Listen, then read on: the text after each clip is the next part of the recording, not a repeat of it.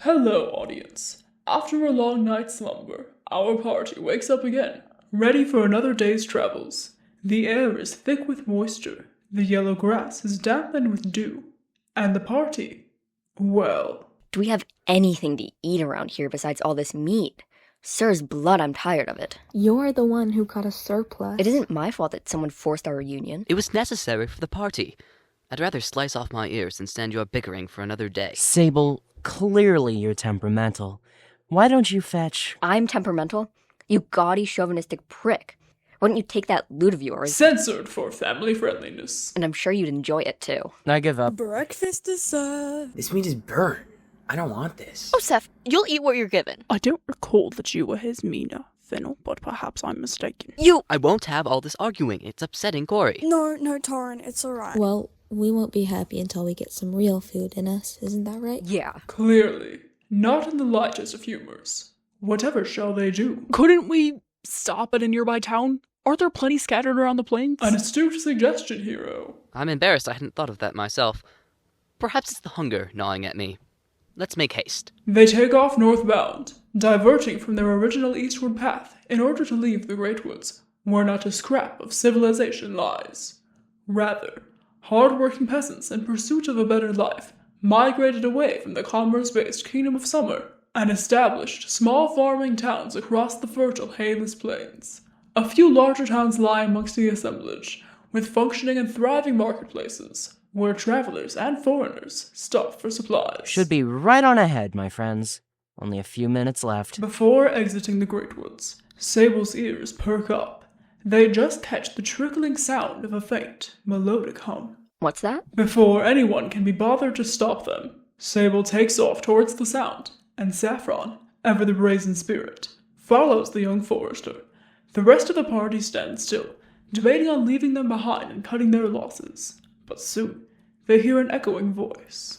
Veris, hey, Veris, you're gonna want to take a look at this. Intrigued, the Nexel journeys towards the echoing voice, and the rest of the party follows suit. You have the survival instincts of a wingless bat. Saffron grins. I know. So, is this the tree you were talking about last night? Indeed, Saffron and Sable stand near a majestic, towering oak tree, with a hollow the size of your average forester. Inside the hollow, they observe a portal to another world, and dissipating traces of redemption faintly line the outer edges of the mysterious indentation. Veris is overcome with awe. How did you find this?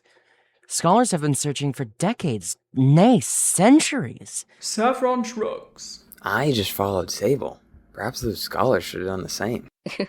Yeah. They bump fists, and a glimmer of intrigue passes over Veris's gaze, a small gesture that does not pass unnoticed by Confrey, who huffs in discontent. Saffron turns to Coriander with pleading eyes. Can we please explore the old ruins? What if the legends are right? We'll make a fortune. Not to discredit Veris, but they're hardly more than rumors. We need to be moving fast here, and who knows? We could be walking ourselves into a death trap. Oh, you're no fun. What if I divert from the party?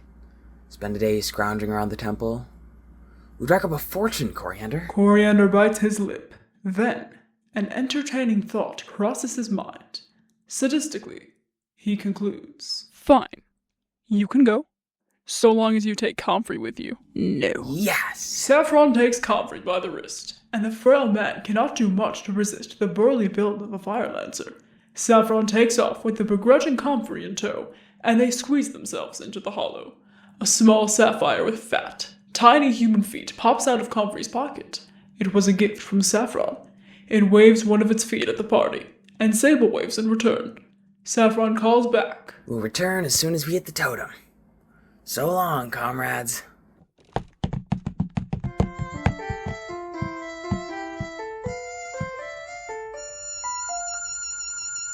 The party enters the northern town of Wïljet, standard for kingdom-aligned residences in the Hayless Plains. The edges of the town are fortified. A wooden wall surrounds the interiority of Wïljet, save a few lone houses and outposts, and the edges of the fortification are marked with the emblem of House Perrin, the ruling family of the Kingdom of Summer. That mark there, isn't it House Perrin? Indeed.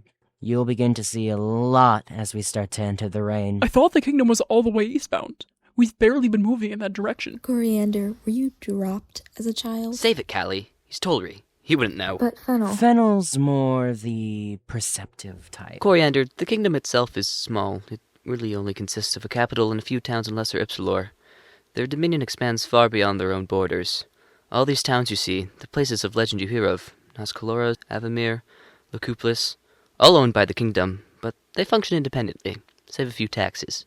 Some consider it colonialism. I would. We know, Sable. Well, I consider it colonialism, but they like to call it the reign of summer. I mean, it's sort of a fair deal. They send in the sun guard for defense, and the town send crops and taxes to the kingdom. And I'm sure that's a system that will never go wrong. So, have we been in the rain this whole time? Why haven't we seen the Sun Guard or the Perrin's Mark in the Great Woods? Sable and Quarry glance at each other, then guffaw. If those sun scum even dare lay a finger on our woods... Wow, Quarry, I didn't know you had that in you. Oh, we're all protective over our forest. They've tried to take it from us so many times. They say they have claim over the land, as if the woods can be tamed and bought. Their taxes and laws don't matter where we come from. We're primal. We'll split your neck at the first sign of trouble. We refuse their help, and they refuse ours. Bloody miracle war hasn't broken out. A miracle indeed. They hush their conversation as they pass through the gates. Coriander nods at one of the guards, who smiles in response. Torren bends into a half bow and kisses the guard's glove, which they hardly seem to appreciate as much. Upon entering the town, they are immediately overwhelmed by a bustling marketplace. Local vendors sell odd trinkets, regional foods, and handmade clothing, while shops line the hexagonal space. The party's eyes begin wandering. Quarry is fascinated by the aroma of the fruits. Sable stares at embellished daggers. No, Sable. But No. you're no fun. Let's just head to the market, shall we? They pass by a general store with varied odds and ends. Food, naturally, but it also carries medicinal supplies and cheap armor. Its proudest boast? An array of jewelry displayed within the windows. A teardrop-shaped piece of agate hung from a small golden chain catches Veris's eye. It's beautiful. What say we split up? Get a broader search of the market, eh? I'll take my party into the store. Search around. I'll join you. I'd love to get a closer look at that necklace. I'll come as well. Now. Calypso steps forward, gently nudging Veris and Quarry aside. We don't need the entire party in one store. Besides, I've hardly gotten my chance to play with these three yet. I'm sorry, what? Never mind that. Move along, you three. See if you can get us anything interesting. We'll be out soon. Prime, don't get up to too much trouble. Calypso feigns innocence, pouting with her lower lip out. Who, me? I would never. She resumes her normal expression, winking as she ushers the trio into the store. See ya, slags. Calypso Frey and the trio enter the general store. Save the expensive jewelry in the window, the small establishment is hardly noteworthy. Food, medicinal supplies, everything your average adventurer would need. The party splits off and roams the store. Coriander weaves his way through tightly packed shelves and tables, until he finds an armor display near the back wall. What's this? He examines a leather pauldron, sturdy and lightweight. There are very few embellishments, and the clasp holding the structure together appears to be forged from a simple bronze. It matters not its appearance, of course, so long as it accomplishes its task. What you looking at? Just a pauldron. I've been thinking of purchasing armor like this. It'll be necessary later on, right? Once we get into rougher territory? Surely. I've always liked the look of leather armor. Something about its endurance, I'm not sure. It makes a boy look like a man. No, shopkeep, how much for the leather pauldron? 10 goldies, maybe not. He hastily places the pauldron down, as if his gaze and gentle touch will damage the piece. Perhaps another day. Meanwhile, on the other side of the store, Calypso Frey narrows her eyes as she approaches the window display. She slowly drags her feet backwards, taking great care not to catch the attention of Coriander or the shopkeep. She extends a hand behind her back, then, when the moment is right, swipes the necklace Veris eyed mere minutes ago. She grins, then quickly slips her latest steal into her back pocket. You dastardly slag. Whatever could you be talking about, Caligari? Well, I enjoyed Nazasari as much as everyone else, but... Sable shoots Calypso a pointed glance, and they erupt into giggles. Coriander and Fennel look at each other, confused, then shrug, deciding it must be some inside joke from a time long before their presence. Calypso's lazy eyes flick to the establishment's front wall, where 3 Anapari enter the store.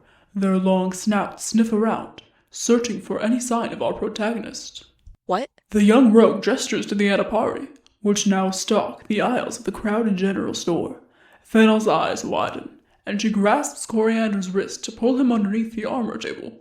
Coriander bumps his head against the wooden table. Confused and dazed, the hero's eyes dart around the petty establishment, and upon seeing the Anapari, the notion clicks in his mind. He attempts to stand, only to be met with another firm tug at the wrist. Are you insane, Coriander? You can't use that band in public. If you provoke them, they'll destroy the store. And I can't let our party be hurt either. On the other side of the store, Calypso draws a knife from her inner coat sheath. Callie? No, the knife wouldn't— She approaches one of the Anapari, raising her blade. Its trembling, jolting form notices her at the last possible moment, and it swings around to combat her. Coriander dives onto the scene, attempting to save her. He grabs her around the waist and pulls her backwards, but only just too late. The beast scrapes her left arm with one of its long, desecration-based claws. Calypso screams in terror, staring at her already corrupting flesh. Her cool, unbothered mystique is broken as she looks to Coriander for reassurance. Coriander eyes the wound anxiously, already seeing her flesh turn the grotesque, familiar purplish color found in desecration. He struggles to maintain a level expression. I'll cauterize the wound later. You'll be alright. Focus on keeping yourself away from the rest. The Anapar locks eyes with Coriander. Right! He releases Calypso from his grasp, allowing her to flee towards SABLE. Before he can return to his feet, the beast makes a swipe at him, and he barely rolls out of the way in time. He pulls himself up, staggers back a step or two, then fires a redemption spark at the unsuspecting beast. It falters in its lurching pace, then begins to convulse and hiss violently as its form is stripped from this plane. Coriander heaves a sigh of relief. Thank Escutu. His moment of peace does not last long. The other remaining Anapari turn to face the poor hero. They've noticed you, Cory. Get out of there. Without a moment's thought, Coriander dives behind the nearest shelf, hoping to shield himself from the rotting stares of the beasts. At last, he can take one simple breath. Before he can properly exhale, the air is knocked from his lungs as a sudden and crushing weight threatens to break Coriander's spine. He ducks his head low and hoists his arms up behind his fragile neck, attempting to feel around for an opening, when at last he manages to lift the heavy structure off of his back. What was that? As it appears, one of the remaining Anapari attempted to overturn a wooden shelf onto Coriander. He glances around the room, steady steps, one after another, as he keeps on the back foot. Before long, he hears a familiar shout. SABLE CALIGARI is in peril. SABLE! He darts through the store, only to find SABLE backed into a corner. SABLE's opposition, a gangly Anapar, lets out a wretched squeal and swings his lower arms towards the poor forester. Coriander fires a jolty spark from his band of redemption, a sure sign of his unfocused, frazzled mind. Much like the first, the beast dissipates. Coriander glances around the shop. SABLE is now securely hidden behind a counter. FENNEL tends to Calypso's wounds, unable to give much but comfort. The hero nods. If nothing else, at least his party is safe. This isn't over yet. There's one left. He pulls a large splinter from his cheek, tossing it aside. The hero's knees and back are beaten from the toppled shelf. Come out, wherever you are. Upon his cue, the store's shelf starts toppling like the dominoes Coriander played with as a child. He spots the last remaining Anapar on the other side of the store. His heroic conviction sealed, he darts across a sea of glass and fallen goods to the Anapar. Alas, the wretched creature starts to make its way towards the door, readying its escape. Coriander sighs, making a silent prayer to Escutu, and grasps the side of an upright shelf. He pushes all his body weight into the structure. It begins to creak, then fall. The spry hero climbs the shelf as it sets off its own chain reaction. A yard or so off the ground now, Coriander shouts a battle cry. At last, he is within proper aiming distance of the Anapar. He links his thumbs together, arches his fingers slightly, and fires a redemption bolt directly at the Anapar's head. Like its brethren, it boils away. The hero smiles, but not for long, as gravity catches up to him. With the air of an angel, Coriander falls along with the fracturing wooden structure. His wrist is first to hit the ground, and the impact is absorbed by the Band of Redemption. The legendary Redemption Stone, the sole weapon capable of sealing away Armageddon, shatters into a dozen tiny pieces. No! Coriander hurries to scoop up the pieces of the broken Redemption Stone, tears welling in his amber eyes. The rest of the party, realizing that the threat is gone, finds their footing and observes the ruins of the store. Shelves are overturned, an array of splintered wood littering the floor. Many of the carefully packaged products lie shattered, bruised, or broken. The poor store clerk stands shivering in the corner, his arms wrapped around his head. He cannot bear to look at the destruction wrought upon his shop. Yes.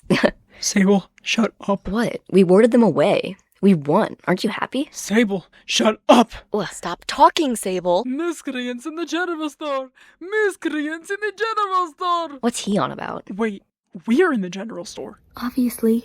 Who else would it be? No, they've got us all wrong. We're not miscreants, we help people. Look at all this mess. Who exactly did we help? Coriander, are you feeling all right? You look faint. I'll be alright. I'm sorry, my head keeps spinning. Into the general store shuffles a pudgy man of small stature. He is heavily armored from the neck down, and the crest of House Perrin is emblazoned upon his chest. At first glance, he appears to be a member of the Sun Guard, the Kingdom of Summer's valiant military force handpicked directly by the ruling family. Hiya! The lot of you, come with me. What for? Destruction of the Wïljet General Store, scaring the public, and wasting my time. He places a hand on Coriander's upper arm. Come with me. The party is thrown in the Wïljet town jail. Their cell is cramped, with hardly any room to breathe. Only a small window allows light to shine through the mundane brick structure, the thin ray illuminating the dusty air. A town crier approaches the cell and excitedly speaks to Coriander. Now tell me, what prompted you to destroy our general store? Our town would love to know the mind of a criminal. We're not criminals. We were trying to dispel the scourge of Armageddon. This is all just a huge misunderstanding. Would you please just let us go? Oh, Armageddon, I see.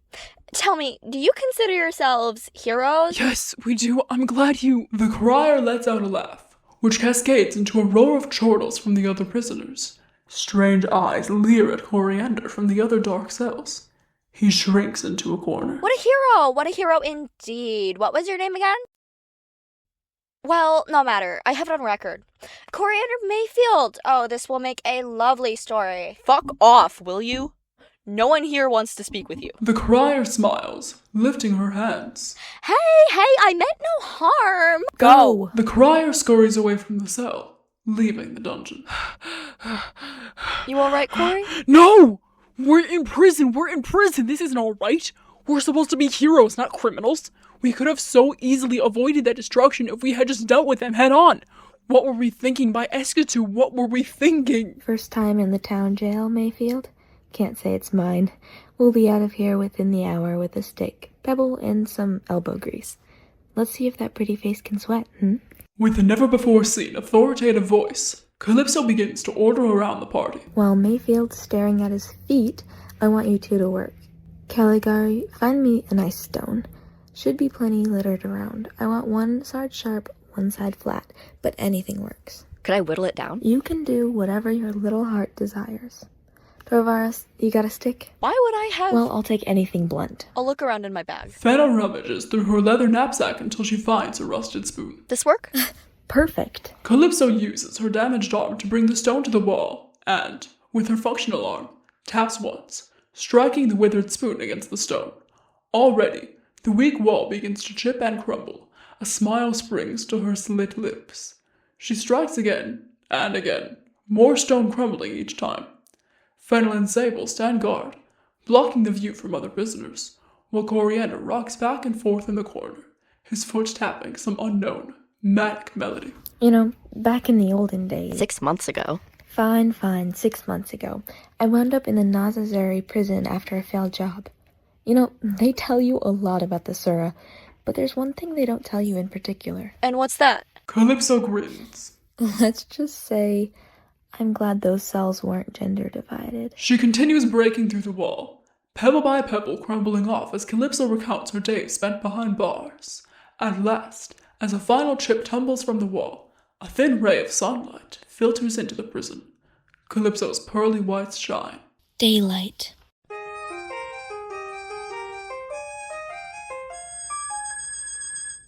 With methodical, roguish ease, Calypso and the trio escaped the Wïljet prison. Now, with the sun god pursuing their trail of crumbled stone, they reach the remainder of the Earthwakers. The rest of the party waits patiently in the town square, staring at Calypso expectantly. Imprisoned again, dearest Callie? You betcha. Sable and Quarry tear ahead with ease. A forester runs fast, as the town folk say. The rest of the party follows close. Veris, the slowest, riding upon Fennel's back.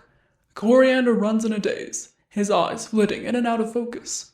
Torren glances back. Are you all right, friend? Yes, I'm sorry. Torren bites his lower lip, then grasps Coriander's wrist to pull him along. The Wïljet gates close behind the fleeing party, and the heavily armored Sun Guard officers continue their pursuit. No! No, keep going, don't stop till the town's a speck on the horizon. They do just as such. By the time the sun sets, Wïljet is far behind them, a distant, laughable memory.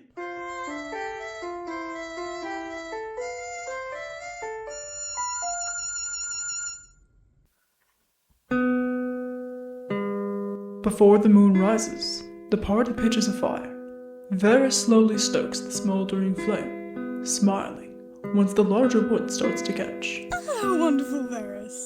Quarry touzles Veris's hair, then clambers over to the fire. Dinner will be up soon. I just need to cook the meat. Please, do make haste. I'm starving after all that running. I carried you on my back half the way. Yes, but my legs hurt, and my hair's gone flat.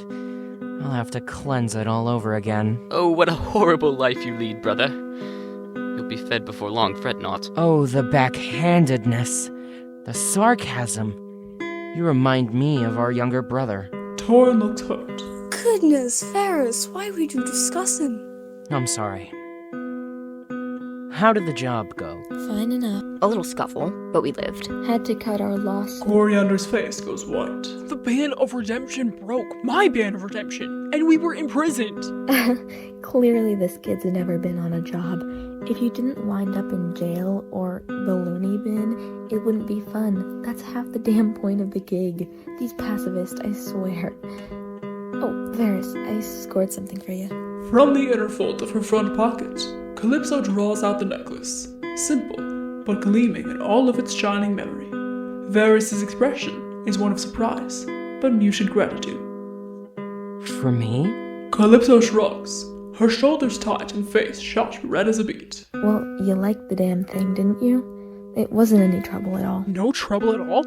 We were in jail! We... In a dazed trance, Coriander stands and walks into the distance, away from the gathering campsite.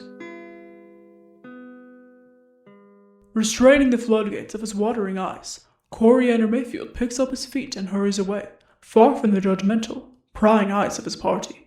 At last, when he is far enough from the Earthwakers, he withdraws the shattered pieces of the Band of Redemption. He holds the stone's broken pieces, trying desperately to fit them all together before it falls apart again in his hands.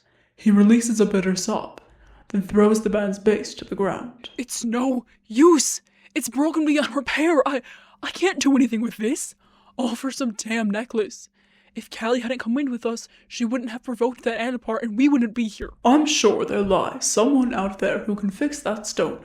You merely have to broaden your horizons, Coriander. What is there to do? I can get it fixed, sure, waste days. So it's possible. That doesn't change the principle of the thing. Hero, why does this upset you so? Because I only had one job. I was supposed to keep this thing safe, keep it secure, and look what I did.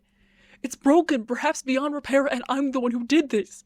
I could spend all day coming up with excuses. I could blame it on bad luck, or say that it was Callie's fault, or Sable's, or the Anapari, but that doesn't unravel the narrative. Mira, when she walked the earth before me, she knew what she had to do. Use her band to save the world. She did.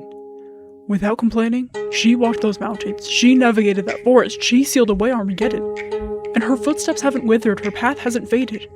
I have everything laid out for me, and I'm not doing it right. This isn't what a hero does.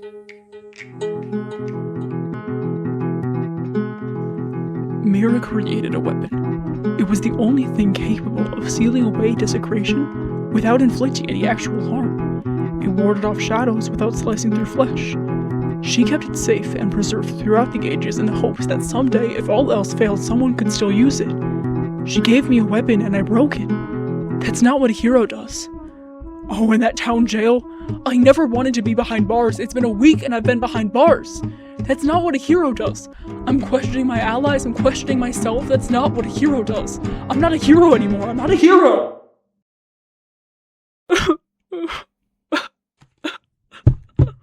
Coriander, what's wrong with you? She gave me a weapon and I broke it. He gave me a promise and I broke it. I made myself a path and I broke it. I broke it! I'm not a hero, I'm masquerading in this flesh. I'm not meant to be here. I'm not supposed to be here anymore. Oh, Cory, come here. Fennel crouches beside Coriander and pulls his head towards her, wiping at the salty streaks on his face. Wipe those starry eyes clean, Coriander. Sable was right. Oh, don't let that little bug get to you. They were just trying to get under your skin, I'm sure of it. Listen to me, Coriander. They don't know you. I know you. I know the soul you have. Always the valiant. Now, get up off the ground. You can't do much from down there. It's embarrassing. For the first time in 11 years, Fennel wraps her arms around Coriander and pulls him in for a hug. Warmth dances around him. His protector, his guardian angel, her flesh against his. After what feels like hours, she pulls back. Why don't the two of us sleep out here for the night? Away from all those people. But our bedrolls... The grass is comfortable enough for me. Will you watch the stars with me, Coriander? In his moment of strife, the comfort of his allies will never fail him. I am not disappointed in our hero. Rather, I am thrilled that he knows so strongly who he is. Let us allow our hero his rest. So long, my dear audience. Until next time.